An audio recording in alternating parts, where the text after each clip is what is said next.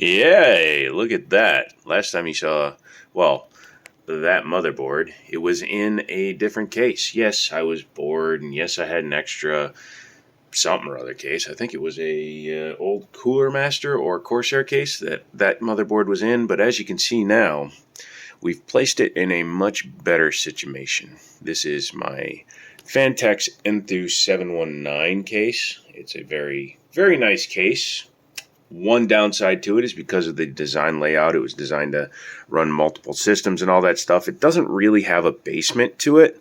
I've kind of wanted to change that for a while, and I still might, possibly, because I think this drive enclosure just looks a little fugly, but I'm thinking I might steal a basement from another computer and put it right there to cover all this stuff. Once I do that, it'll be like a two-step thing, and yeah. But let's go over the specs of this guy. Hold on a second.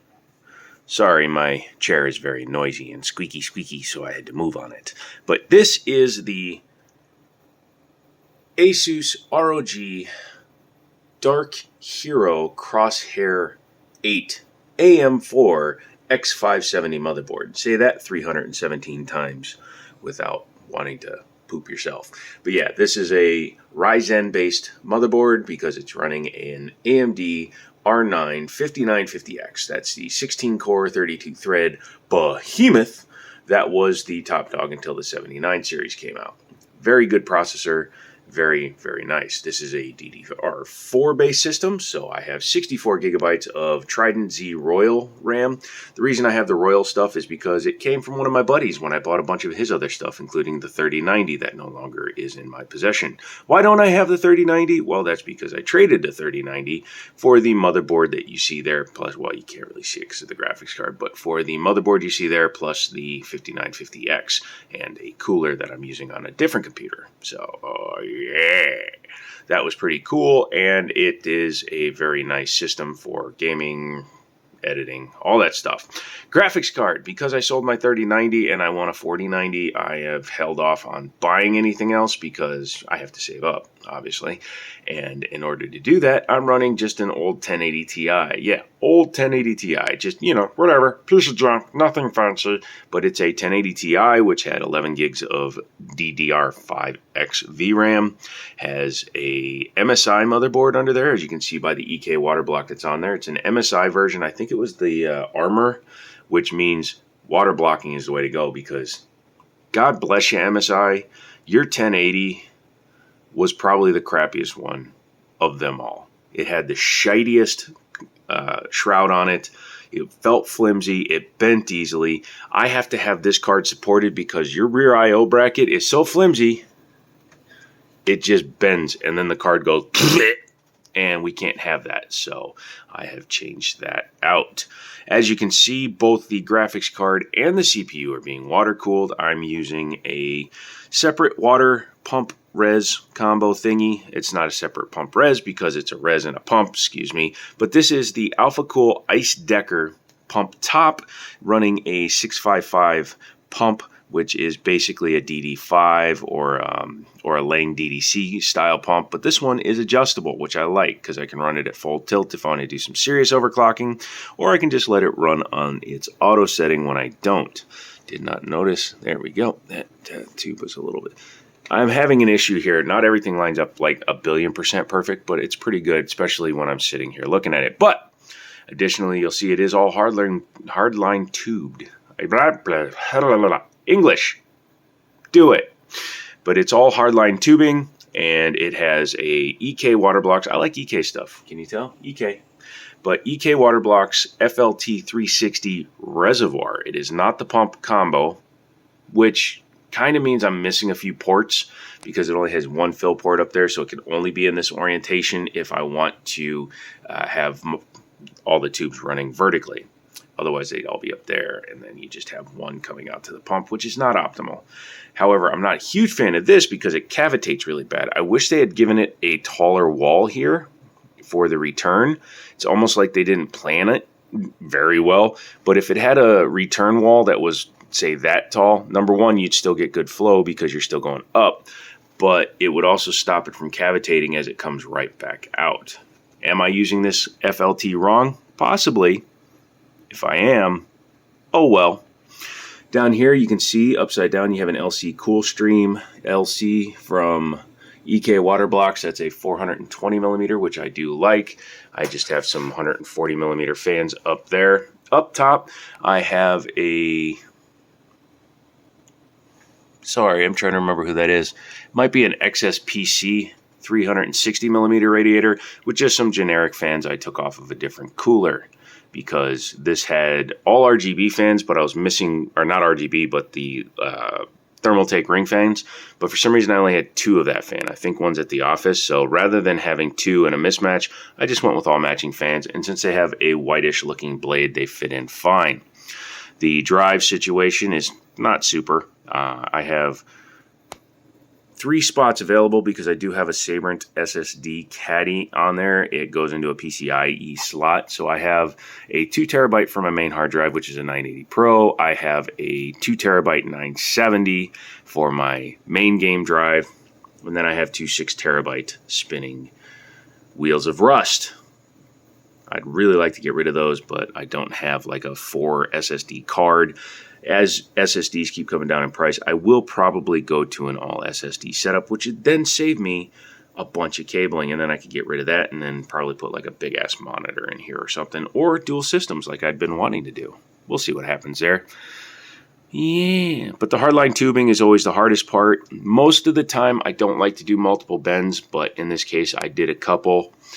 Normally these long tubes I'll have a 90 degree in there, just because for me it's easier to just do like one out of something into a 90 down to something if I have another 90. But in this case I just went ahead and used a couple of Bits Power 90 degree fittings and EK Water Blocks Velocity fittings. I think these are hardline tubing fittings, compression fittings.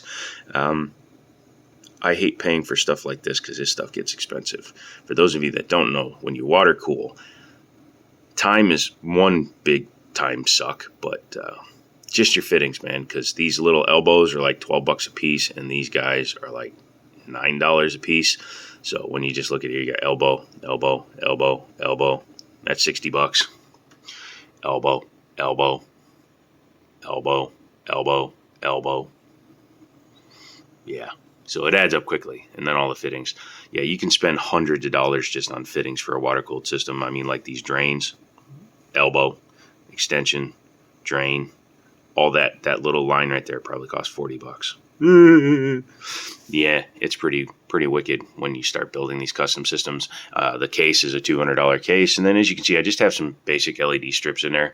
I don't like RGB. I hate it. That's why the Roydent ZLs, the Trident Royal Zs are turned off, and so is my motherboard because I prefer that. But let's see what this system can do in 2023.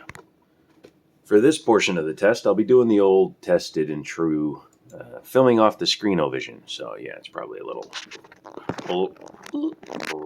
There we go. Now, the system is running at a bone stock configuration. I have no overclock applied at all. So let's see what it does. Look at those threads tearing through R15.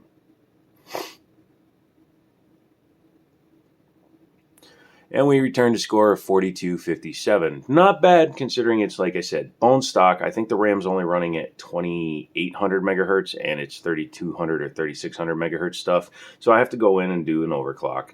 And the CPU is only boosting on one core to like 4.6. The rest are boosting to like 4.2 or something. But as you can see, 4257. For reference, my 6950X, which I sold because I just felt like it, my 6950X overclocked as far as it was safe to overclock was only running a 2100 and change. So this is twice as fast as my old highest end possible chip, a $1,700 processor when it was new, could only manage half this score, which is pretty damn impressive. Yeah, let's save that one. But we go into stuff like this, and it allows the graphics card to max the forch out. Don't do that. Wrong button. But yeah, as you can see, we'll open stuff. And yes, I'm upgraded to Windows 11 because why wouldn't it be? No, I don't care.